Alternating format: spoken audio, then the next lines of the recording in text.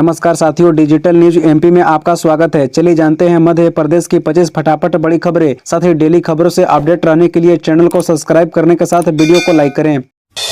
294 करोड़ की संपत्ति के मालिक चैतन्य कश्यप भी बने एमपी के मंत्री, नहीं लेंगे वेतन।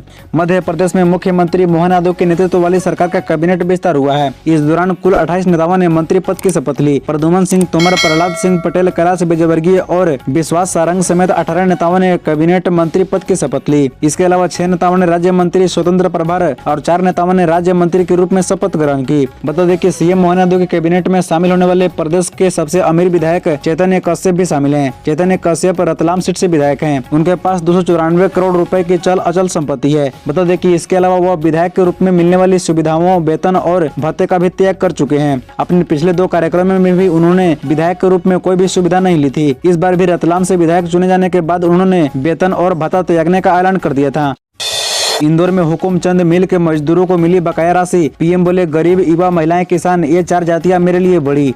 प्रधानमंत्री नरेंद्र मोदी ने इंदौर में मजदूरों के हित, मजदूरों को समर्पित कार्यक्रम में वर्चुअली जुड़कर कहा, मेरे लिए देश में 4 जातियां सबसे बड़ी है, गरीब, युवा, महिलाएं और मेरे किसान भाई। गरीबों की सेवा, श्रमिकों का सम्मान और वंचितों का मान हमारी प्राथमिकता है। बता दें कि पीएम ने सोमवार को पूर्व प्रधानमंत्री अटल बिहारी वाजपेयी की जयंती पर हुकुमचंद मिल के मजदूरों को बकाया राशि मिलने की प्रोसेस की शुरुआत वर्चुअली की। कार्यक्रम में डॉक्टर मोहन यादव ने परिसमापक को यह चेक दिया। बता दें कि 32 साल से मजदूरों की देनदारियां बाकी थी। मिल के करीब 4800 मजदूरों को उनके हिस्से का पैसा 15 से 30 दिन में मिल जाएगा। रकम बैंक खाते में जाएगी। बता दें कि केनकेश्वरी धाम में हुए आयोजन में सीएम ने कन्या पूजन से कार्यक्रम की शुरुआत की।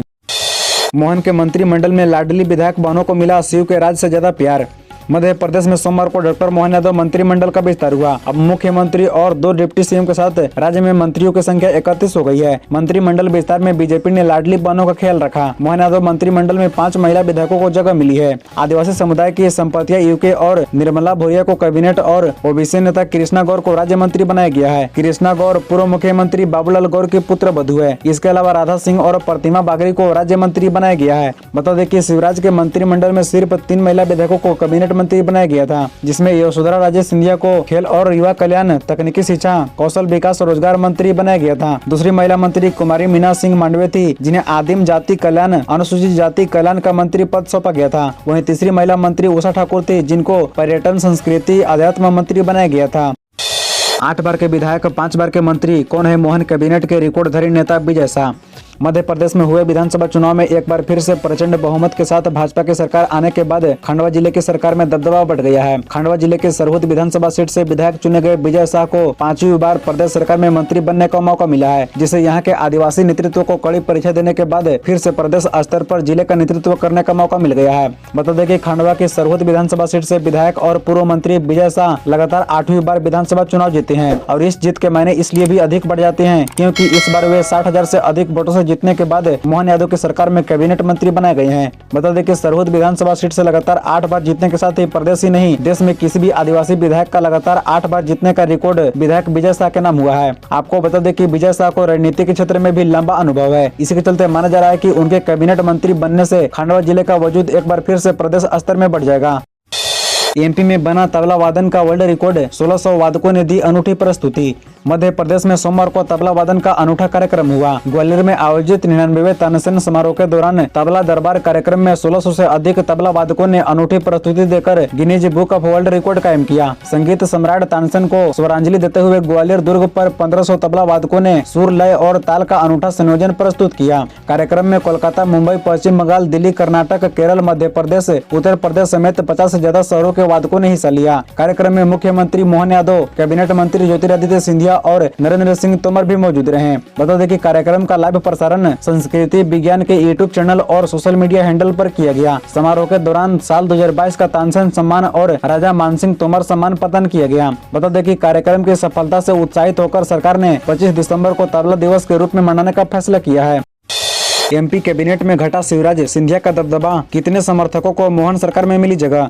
सोमवार को मध्य प्रदेश के मोहन यादव सरकार का पहला कैबिनेट विस्तार हुआ। कैबिनेट विस्तार में कुल 28 मंत्रियों ने शपथ ली। एमपी कैबिनेट में शपथ लेने वाले ज्यादातर नए चेहरे हैं। इस कैबिनेट में पूर्व की शिवराज सरकार के मात्र 6 मंत्रियों को जगह दी गई है। पूर्व की शिवराज सरकार के 10 मंत्रियों को कैबिनेट में जगह नहीं दी गई है। इसके साथ ही कैबिनेट में केंद्रीय मंत्री ज्योतिरादित्य सिंधिया खेमे के 3 विधायकों को मंत्री बनाया गया है, जबकि पिछली सरकार में 7 सिंधिया समर्थकों विधायकों को मंत्री बनाया गया था। ऐसे में माना जा रहा है कि नए कैबिनेट में सिंधिया और शिवराज का दबदबा घट गया है। बता दें कि मध्य प्रदेश के मोहन यादव सरकार में कुल 28 मंत्रियों में पूर्व के 6 मंत्रियों को जगह दी गई है। पिछले सरकार के जिन मंत्रियों के नाम इस बार कैबिनेट में नहीं दी गई है, उनमें गोपाल भार्गव, उषा ठाकुर, मीना सिंह, हरदीप सिंह डंग, विजेंद्र प्रताप सिंह, भूपेंद्र सिंह, प्रभुराम चौधरी, ओम प्रकाश खसचेला, विजेंद्र सिंह यादव और बिसाहू लाल का नाम शामिल है।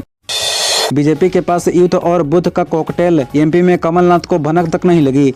मध्य प्रदेश विधानसभा चुनाव में भाजपा की भारी जीत ने न केवल विपक्ष दलों की बल्कि भाजपा नेताओं को भी चौंका दिया था, क्योंकि वे भी भारी जीत का उम्मीद नहीं कर रहे थे। राज्य विधानसभा चुनाव में भाजपा की ताकत साबित होने वाले प्रमुख कारक युवा, यूथ समन्वय और पार्टी की एकता थे। बता दें कि एक ओर जहां पार्टी ने बूथ स्तर को मजबूत किया और चुनाव में युवाओं पर भरोसा किया, वहीं दूसरी ओर राज्य और राष्ट्रीय नेतृत्व के बीच समन्वय बेजोड़ था। राज्य विधानसभा चुनाव से पहले भाजपा और कांग्रेस के बीच मुकाबला कठिन होने की उम्मीद थी और यहाँ तक कि विभिन्न सर्वेक्षणों और जमीनी स्तर की रिपोर्ट ने भी भाजपा को परेशान कर दिया था। इन परिस्थितियों में भाजपा के लिए स्थिति बदलना आसान नहीं था, लेकिन राष्ट्रीय नेतृत्व की रणनीति और राज्य की पार्टी कार्यकर्ताओं की सक्रियता इसकी सबसे बड़ी ताकत थी। मध्य प्रदेश कैबिनेट विस्तार पर आया पूर्व सीएम का रिएक्शन, मोहन मंत्रिमंडल पर क्या बोले शिवराज।